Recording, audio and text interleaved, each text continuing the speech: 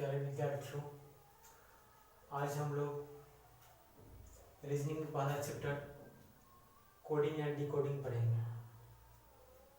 सबसे पहले जानेंगे कोडिंग कहते किसे हैं। चलिए देखते हैं coding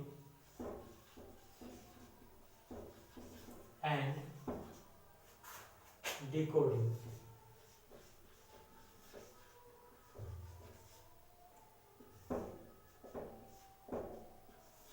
coding and decoding.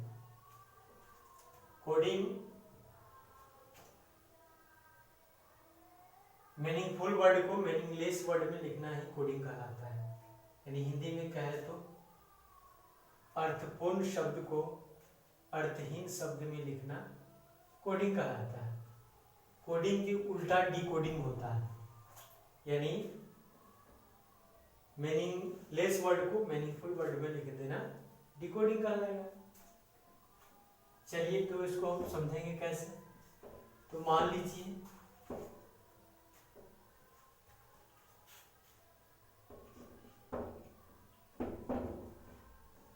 ABC लिखा हुआ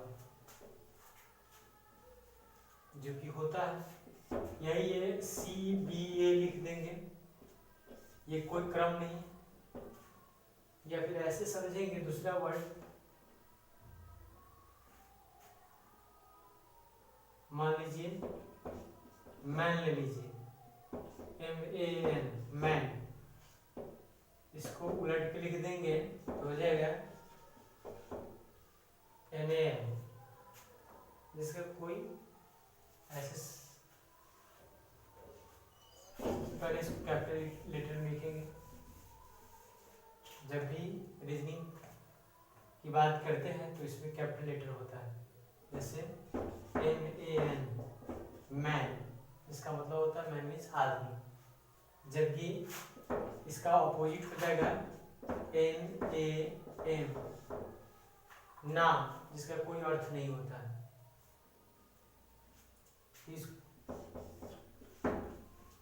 ये कोडिंग होगा।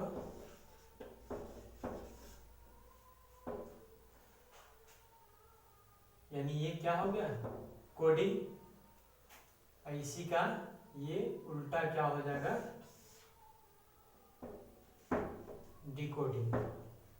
इसको बोलेंगे हम लोग डिकोडिंग। इस प्रकार आप लोग सरल भाषा में समझेंगे तो ये कह सकते हैं कि कोडिंग का उल्टा डिकोडिंग होता है। अन्यथा ऐसे इसका डिफिनेशन कहा जाए तो मीनिंगफुल वर्ड को मीनिंगलेस वर्ड में लिखना कोडिंग कहलाता है, मीनिंगलेस वर्ड को मीनिंगफुल वर्ड में लिखना डिकोडिंग होगा। चलिए तो इसमें सबसे पहले कोडिंग डिकोडिंग में हम लोग को सीखना होगा ABCD, जो कि आप लोग बचपन से ही सीखते आ रहे हैं या पढ़ते आ रहे हैं ABCD। लेकिन इसे ABCD को हम लोग दूसरे तरीका से समझेंगे और इसको कैसे याद रखना है वो आपको हम बताने जा रहे हैं।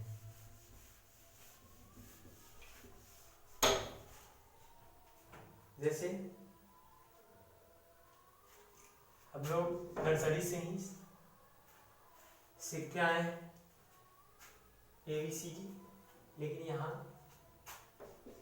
कुछ अलग तरीका से सीखेंगे। A B C D E F G H I J K L M।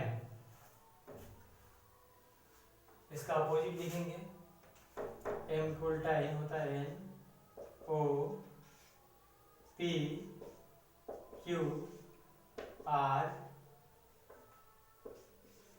S T U V W X Y और Z।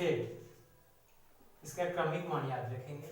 जैसे क्रमिक मान याद रखने के लिए हम तरीका बता दें कैसे याद रखना है। सबसे पहले इसको लिख लेते हैं क्रमिक मान।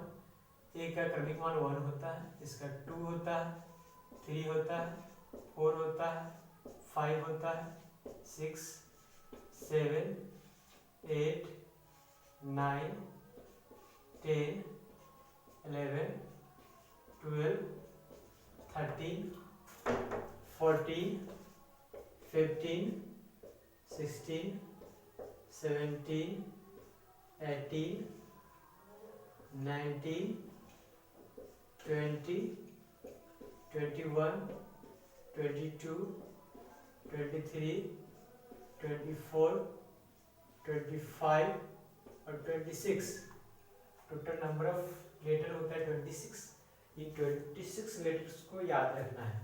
अब इसी याद रखने की याद कैसे रखा जाए, या तो सबसे सिंपल बात है, या तो इसे आप पढ़ लीजिए, या नहीं तो मैं जो ट्रिक बताने जा रहा हूँ उसको आपको याद रखना है। सबसे पहले इसका क्रमिक मान याद रहना चाहिए। जैसे ए कहे तो 1, बी कहे तो 2, सी कहे 3, वाई कहे तो 25 यानी 25, टी फॉर 20। हाँ, ऐसे याद होना चाहिए। 1 से लेकर 26 तक के लीटर जो है वो सब पे सब याद रहना चाहिए जुबान पे। हाँ, यदि आपको नशा की भी इंजेक्शन दे दिया जाता है और आपसे पूछा जाता है कि जे कैमा लेटर है, तो आपको बताना है 10वां लेटर है, क्यों कैमा है 17वां है। तो ऐसे याद रहना चाहिए। जब तक आपको ये क्रमिक मान याद नहीं होगा तब तक आप कोडिंग डिकोडिंग के नेक्स्ट कोई अधिकतर सवाल आप नहीं बना पाएंगे, या फिर बना भी लेते हैं तो आप समय के अंदर में नहीं बना पाएंगे, या फिर कम से कम समय में नहीं बना पाएंगे। उंगली पर गिन के बनाएंगे तो फिर पता चलेगा कि एग्जाम में 30 सेकंड का समय होता है और 3 मिनट इसमें आपका निकल चुका है, और क्वेश्चन वही बना भी है तो गलत ही बना है। तो इस चीज़ से बचने के लिए, हाँ, और समय की बचत कैसे हो, इसके लिए आपको क्रमिक मान और इसका अपोजिट याद करना ही होगा। इससे बचना मुश्किल है। यानी आपको क्रमिक मान याद नहीं है, अपोजिट इसका यदि याद नहीं है, तो आप क्वेश्चन को नहीं बना पाएंगे, यानी समय के अंदर में आप सॉल्व नहीं कर पाएंगे। और एग्जाम में इतनी भीड़ रहती है, इतने अधिक कंपटीशन होता है, जिसमें आपको फाइट करना काफ़ी कठिन होता है।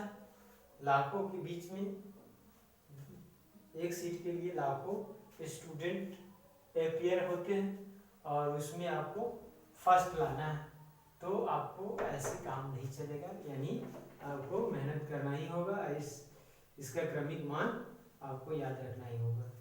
तो हम लोग ऐसे याद करेंगे तो रटना होगा, यानी एक ए है, 2 बी है, सी 3 है, ऐसे करके रटना होगा। लेकिन इसको सरल भाषा में मैंने एक ट्रिक पे सजाया है, जिसको आपको याद रखना है। जैसे कहें तो इजोटी याद रखते तो 5 लेटर याद हो जाता है। इजोटी,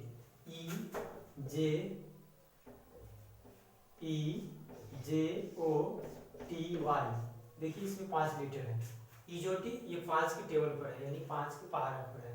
जैसे ई 5वां लेटर है, जे 10वां लेटर है, ओ 15वां लेटर है, और टी 20वां लेटर है, और वाई 25वां लेटर है। इजोटी यानी 5 लेटर याद हो जाता है। जैसे 5 के टेबल पर 5, 10, 15, 20, 25।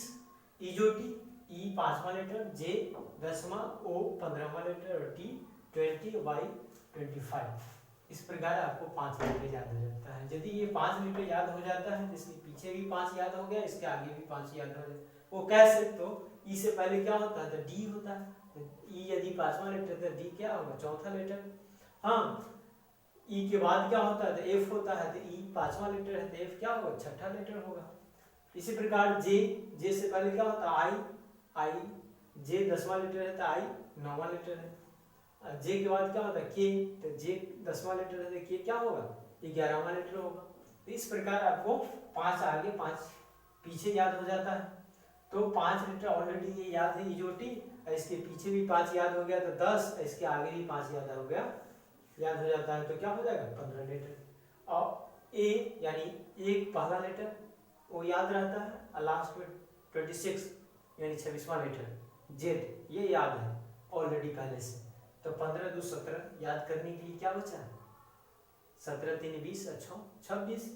हाँ, तो आपको 9 लेटर ऐसे याद करना पड़ेगा, रखना होगा। अब इससे भी इजी लेटर एक और यदि याद रखते हैं तो मुझे लगता है अधिकतर आपको लेटर याद हो जाएगा। तो वो क्या है, दूसरा लेटर क्या है, जैसे ये जो टी है, ठीक उसी प्रकार आपको सी फ्लोरेक्स याद रखना होगा। सी फ्लोरेक्स जो 3 के टेबल पर है, 3 के टेबल पर है, वो याद कैसे करेंगे, तो देखिए पहले इसको लिख लेते हैं। जैसे देखेंगे सी फ्लोरेक्स, सी फ्लो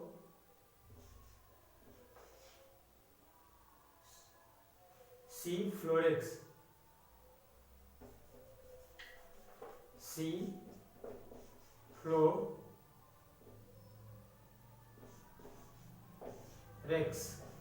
सी फ्लोरेक्स। देखिए ये 3 के टेबल पर है, 3 सी तीसरा लेटर, ये छठा लेटर, 9 12वां लेटर, 15वां लेटर, 18वां लेटर, 21वां लेटर और ये 24वां लेटर। अब देखेंगे इससे आपको यह दिखता होगा, जैसे पहले पिछले यूट्यूब में बताया था कि पहले 5 लेटर, इसके आगे भी 5 लेटर, इसके पीछे भी 5 लेटर, तो इस प्रकार 15 लेटर याद हो जाता था। तो क्या यहाँ सी फ्लोरेक्स है तो इसके भी एक एक पीछे लेटर, एक एक आगे लेटर। यदि सी से पहले क्या होता है बी, यदि सी हमको याद है तीसरा लेटर तो बी क्या होगा, दूसरा होगा। और सी के बाद क्या होता है डी, तो डी क्या लेटर होगा, चौथा लेटर। क्यों, क्योंकि सी तीसरा लेटर है। तो इस प्रकार आपको कितना लेटर याद कर हो गया, तो 1 2 3 4 5 6 7 8 लेटर है सी फ्लोरेक्स में। नहीं तो यदि यह 8 लेटर हमको याद हो गया सी फ्लोरेक्स याद होने से, तो क्या इसके पीछे से 8 लेटर याद नहीं हो जाएगा, क्या 8 लेटर इसके पीछे याद हो जाएगा, 8 लेटर इसके आगे याद हो जाता है। तो आपको कुल मिलाकर 8 3 24, नहीं तो 24 लेटर ऑलरेडी याद हो जाता है ये सी फ्लोरेक्स याद रखने से। तो क्या 2 लेटर जो बच जाता है वो हमको याद करने में कितना समय लगेगा, और वो जो 2 लेटर बचता है कौन है, तो ए और दूसरा जेड बच रहा है। तो ए है पहला लेटर और जेड अंतिम लेटर यानी 26वां लेटर। तो मुझे लगता है कि यदि ये याद रखते हैं तो लगभग टोटल के टोटल यानी 26 लेटर्स याद हो जाती है। वो कैसे, तो सी तीसरा लेटर है तो सी क्या हो गया तीसरा, तो सी से पहले क्या होगा बी, बी दूसरा होगा, सी के बाद क्या होगा डी, तो डी चौथा लेटर होगा। मान लीजिए एल के बारे में हम बात करते हैं, एल हमको याद है एल 12वां लेटर होता है, तो एल से पहले क्या होता है के, नहीं तो के क्या होगा 11वां लेटर। एल के बाद क्या होता है एम, एम क्या होता है 13वां लेटर। इस प्रकार हम आगे पीछे एक एक लेटर याद कर लेंगे, और याद यदि कर लेते हैं तो आपको क्रमिक मान कंप्लीट हो जाता है। यदि क्रमिक मान याद हो जाता है हो जाती है तो आप कोडिंग डिकोडिंग के जो क्वेश्चन होगा उसको आप आसानी से बना पाएंगे और कम से कम समय में भी सॉल्व कर लेंगे। अब इसके साथ साथ एक और बात आती है, इसका ऑपोजिट याद रखना। ऑपोजिट याद रखना काफ़ी टफ होता है। वैसे विद्यार्थियों के लिए जो फर्स्ट बार पढ़ रहे हैं या फिर अभी कंपटीशन में जुड़े हैं तो उनके लिए थोड़ा सा टफ है, लेकिन इतना कठिन नहीं है जितना कि आप बना बैठे हैं या फिर सोच बैठे हैं। तो आइए हम लोग इस पे चर्चा करते हैं कि कोडिंग डिकोडिंग जो चैप्टर है उसमें हमको क्रमिक मान याद रखना है और अपोजिट जो उसका होता है लेटर का अपोजिट उसको भी याद रखना है। तो क्रमिक मान के बारे में तो हम बता ही दिए हैं कैसे याद रखना है, जो कि काफ़ी आसानी से याद हो जाएगा। लेकिन जब हम अपोजिट की बात करते हैं तो बहुत सारे स्टूडेंट को अपोजिट नाम सुनकर ही कठिनाइयाँ दिमाग में आता होगा कि कैसे याद रखेंगे, 26 लेटर याद रखना है। इसके लिए हम एक छोटा सा ट्रिक आपको बताने जा रहे हैं कहानी के रूप में। वो कहानी सुनेंगे अभी कभी आप लोग याद हो जाएगा। मुझे लगता है यदि ये कहानी आप अच्छी तरह से सुन लेते हैं तो फिर दूसरी बात इसे देखने और याद करने की आवश्यकता नहीं पड़ेगी। और मुझे लगता है नशा का इंजेक्शन भी दे दिया जाए और आपसे पूछा जाए कि ए के उल्टा क्या होता है तो तुरंत बताएंगे वो। बी के उल्टा क्या होगा तो वाई। यानी नशे में भी अगर आपसे पूछा जाए तो आप इसको आसानी से जवाब दे देंगे, सही सही जवाब देंगे। और यदि ये अपोजिट याद हो जाता है और क्रमिक मान याद हो जाती है तो आप किसी भी कोडिंग रिकॉर्डिंग किसी भी क्वेश्चन को फ्यू सेकंड में ही बना देंगे। वो कैसे?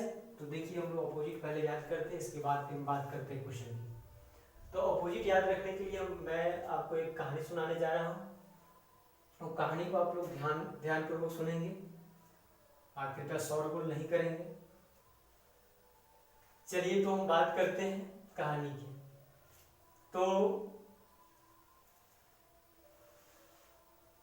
केपी ठाकुर और एचएस दारूवाले दो दोस्त थे।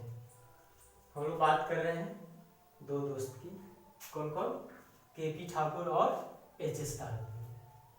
केपी ठाकुर यानी के की उल्टा क्या होगा? P, KP Thakur.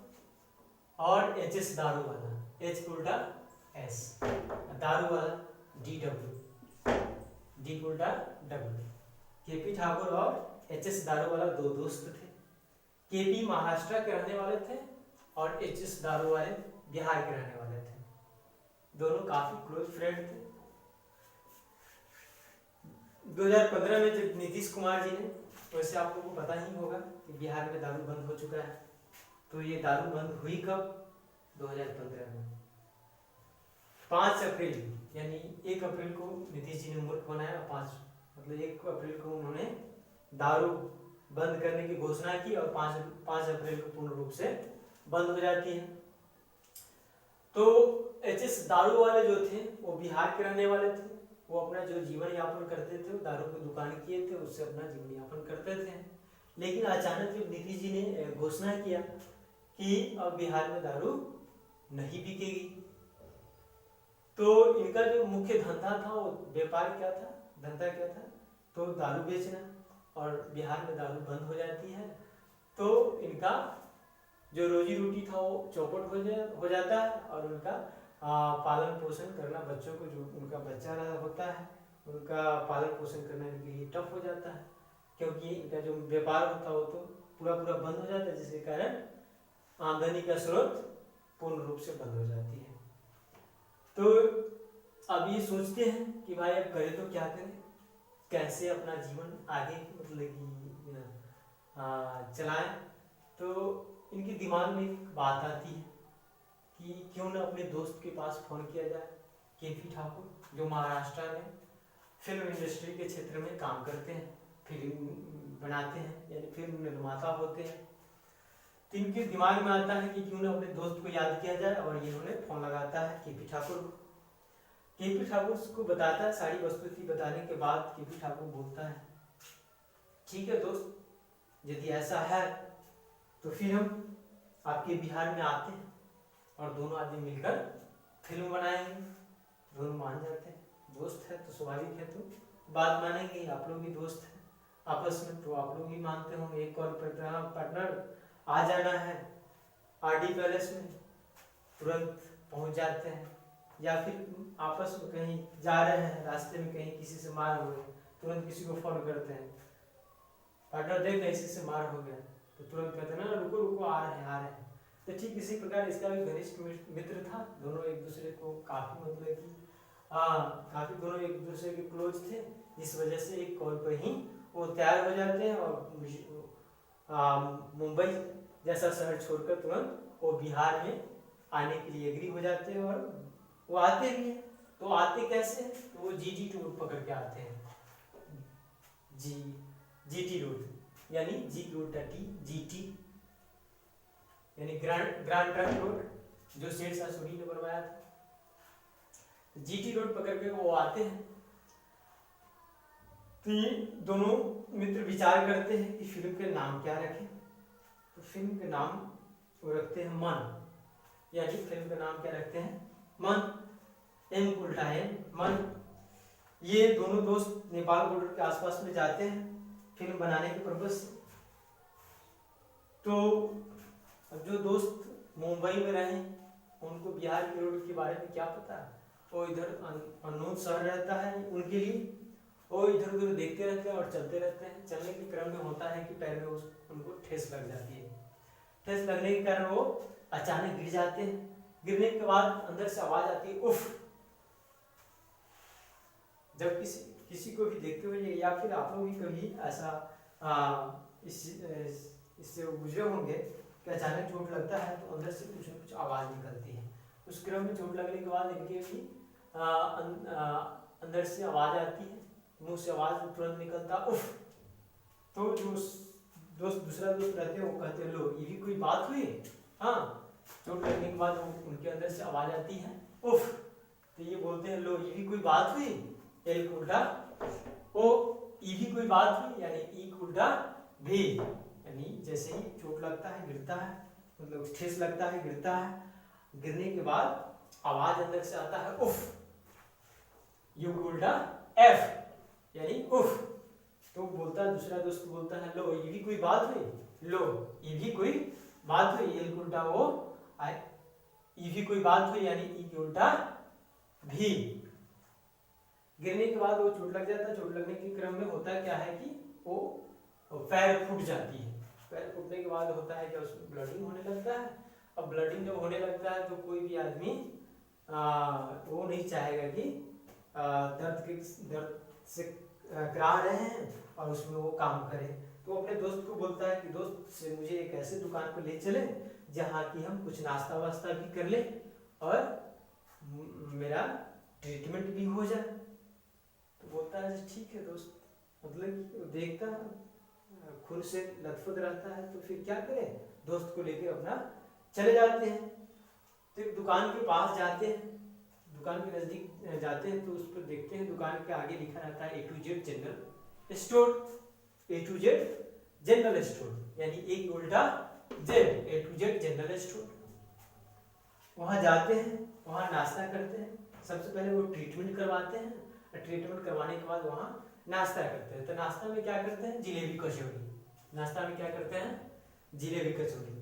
तो जे उल्टा क्यों जिलेबी कचौड़ी। अब नाश्ता वास्ता हो जाता है तो अपने दोस्त को बोलते हैं कि दोस्त से हमारे लिए बिहार शुभ नहीं है, आप ऐसा कीजिए कि मुझे आप छोड़ दीजिए, मैं आपके यहाँ फिल्म नहीं बना सकता हूँ और मैं अपना मुंबई ही जाना चाहूँगा।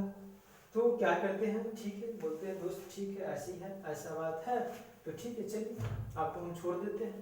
तो कहते हैं मुझे रेलवे स्टेशन पर छोड़ दीजिए। तो मुंबई जाने के लिए वो रेलवे स्टेशन अपने दोस्त को लेके जाते हैं जहाँ ट्रेन लगी रहती है। पटना जंक्शन पे जाते हैं तो वहाँ देखते हैं ट्रेन लगी है। उस ट्रेन के ऊपर लिखा रहता है इंडियन रेलवे। क्या लिखा रहता है, इंडियन रेलवे, आई उल्टा आर, इंडियन रेलवे। जब ट्रेन पकड़ लेते हैं तो हम लोग को पता है कि जब दोस्त या फिर कोई किसी का गर्लफ्रेंड भी अगर जाती रहती है तो लास्ट में क्या बोलते हैं, बाय नहीं तो बी के उल्टा बाय बाय बाय बोलते हैं ना, गर्लफ्रेंड को नहीं बोलते हैं। तो गर्लफ्रेंड जब जाती रहती है तो साइड से छुप के ही लेकिन बाय बोलते हैं।